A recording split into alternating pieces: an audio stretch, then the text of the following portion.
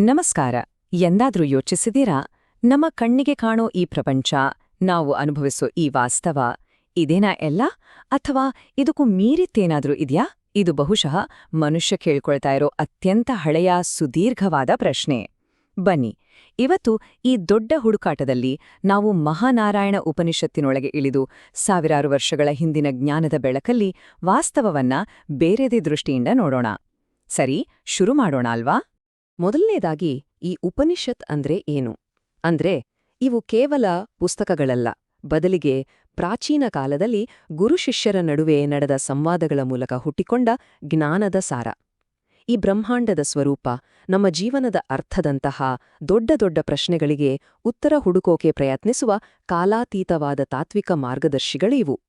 ಸರಿ, ಹಾಗಾದರೆ ನಮ್ಮ ಇವತ್ತಿನ ಈ ಪಯಣದ ದಾರಿ ಹೇಗಿದೆ ಅಂತ ನೋಡೋಣ.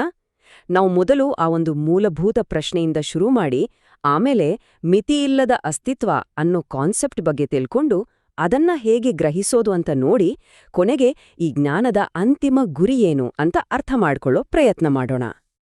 ಹಾಗಾದ್ರೆ ಬನ್ನಿ, ನಮ್ಮ ಈ ಅನ್ವೇಷಣೆಯ ಮೊದಲ ಹೆಜ್ಜೆ ಇಡೋಣ. ಇದು ಬರೀ ಯಾವುದೋ ಫಿಲಾಸಫಿ ಬಗ್ಗೆ ಮಾತಾಡೋದಲ್ಲ ಅಲ್ವಾ? ಇದು ನಮ್ಮೆಲ್ಲರೊಳಗೂ ಒಂದಲ್ಲ ಒಂದು ಸಲ ಮೂಡೋ ಒಂದು ಪ್ರಶ್ನೆ, ಒಂದು ಸುದೀರ್ಘವಾದ ಹುಡುಕಾಟದ ಆರಂಭ. ಈ ಪ್ರಶ್ನೆಯನ್ನೇ ನೋಡಿ. ನಾವು ನೋಡೋಕೆ, ಮುಟ್ಟೋಕೆ, ಅಳತೆ ಮಾಡೋಕೆ ಆಗೋ ಈ ಪ್ರಪಂಚ ಇದೆಯಲ್ಲ, ಇದರ ಆಚೆಗೆ ರಿಯಾಲಿಟಿಯ ನಿಜವಾದ ಸ್ವರೂಪ ಏನು?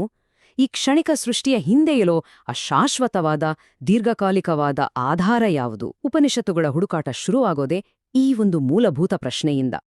ಹಾಗಾದ್ರೆ ಈ ಸಾವಿರಾರು ವರ್ಷಗಳ ಹಿಂದಿನ ಗ್ರಂಥ ಇದಕ್ಕೇನು ಉತ್ತರ ಕೊಡುತ್ತೆ?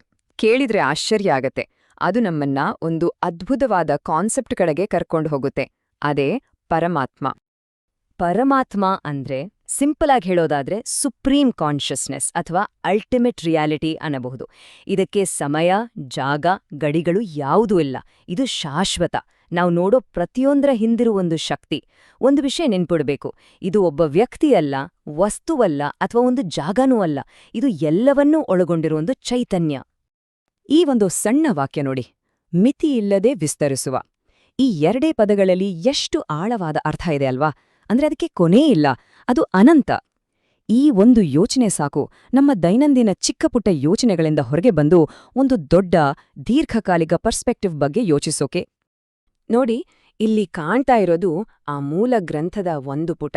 ಸಾವಿರಾರು ವರ್ಷಗಳ ಹಿಂದೆನೆ ನಮ್ಮ ತರ್ಕಕ್ಕೆ, ಬುದ್ಧಿಗೆ ಸಿಗದಷ್ಟು ದೊಡ್ಡ ಒಂದು ರಿಯಾಲಿಟಿ ಬಗ್ಗೆ ಎಷ್ಟು ಸ್ಪಷ್ಟವಾಗಿ ಹೇಳಿದ್ದಾರೆ. ಇದನ್ನ ನೋಡಿದ್ರೆ ನಿಜವಾಗೂ ಆಶ್ಚರ್ಯ ಆಗುತ್ತೆ. ಈ ಜ್ಞಾನದ ಪರಂಪರೆ ಎಷ್ಟು ದೀರ್ಘವಾದದ್ದು ಅಲ್ವಾ? ಹಾಗಾದ್ರೆ ಈ ಪರಮ ಚೈತನ್ಯದ ಲಕ್ಷಣಗಳೇನು ಅಂತ ಉಪನಿಷತ್ ಹೇಳುತ್ತೆ? ಒಂದ್ಸಲ ನೋಡೋಣ. ಮೊದಲನೇದಾಗಿ, ಅದಕ್ಕೆ ಮಿತಿಯಿಲ್ಲ, ಅದು ಶಾಶ್ವತ.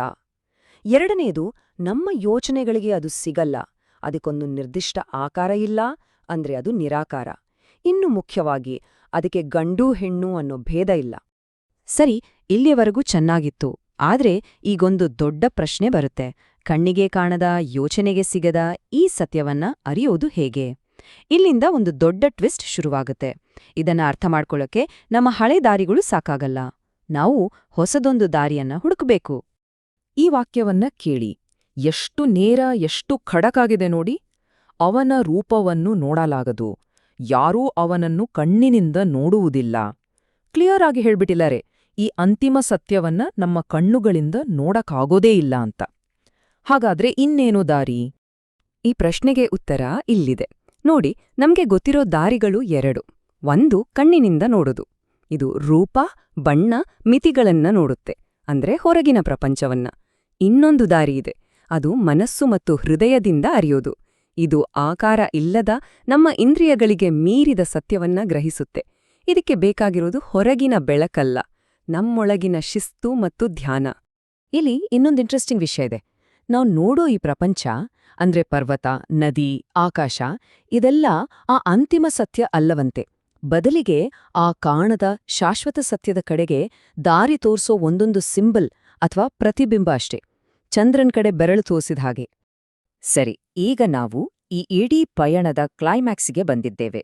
ಈ ಪರಮ ಸತ್ಯವನ್ನ ಅರಿಯೋದು ಹೇಗೆ ಮತ್ತು ಈ ದೀರ್ಘವಾದ ಹುಡುಕಾಟದ ಕೊನೆಯ ಗುರಿ ಏನು? ಈ ಕಷ್ಟದ ದಾರಿಯನ್ನ ಉಪನಿಷತ್ತು ತುಂಬನೇ ಸರಳವಾದ ಸ್ಟೆಪ್ಸ್ನಲ್ಲಿ ವಿವರಿಸುತ್ತೆ.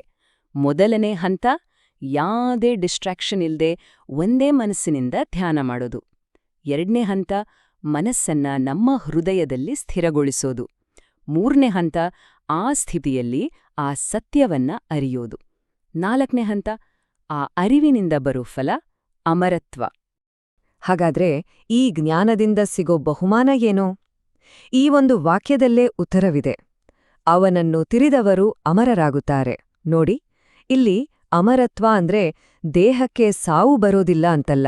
ಅದರ ಅರ್ಥ ಈ ಹುಟ್ಟು ಸಾವಿನ ಚಿಕ್ಕ ಚಕ್ರವನ್ನ ಮೀರಿ ಆ ಶಾಶ್ವತವಾದ, ಅನಂತವಾದ, ದೀರ್ಘಕಾಲಿಕ ಸತ್ಯದ ಜೊತೆ ಒಂದಾಗೋದು. ಹಾಗಾದ್ರೆ ಬನ್ನಿ ಈ ಇಡೀ ಚರ್ಚೆಯನ್ನ ಒಂದು ಪ್ರಶ್ನೆಯೊಂದಿಗೆ ಮುಗಿಸೋಣ. ಅಂತಿಮ ಸತ್ಯವನ್ನ ಕಣ್ಣಿಂದ ನೋಡೋಕಾಗಲ್ಲ, ಅದನ್ನ ಒಳಗಿನಿಂದ ಅಷ್ಟೇ ಅರಿಯೋಕೆ ಸಾಧ್ಯ ಅನ್ನೋದಾದ್ರೆ, ಹಾಗಾದ್ರೆ ನಾವು ಪ್ರತಿದಿನ ನೋಡೋ ಇದೇ ಎಲ್ಲ ಅಂದ್ಕೊಂಡಿರೋ ಈ ಪ್ರಪಂಚದ ಅರ್ಥವಾದರೂ ಏನು? ಇದ್ರ ಬಗ್ಗೆ ಸ್ವಲ್ಪ ಯೋಚನೆ ಮಾಡಿ ನೋಡಿ.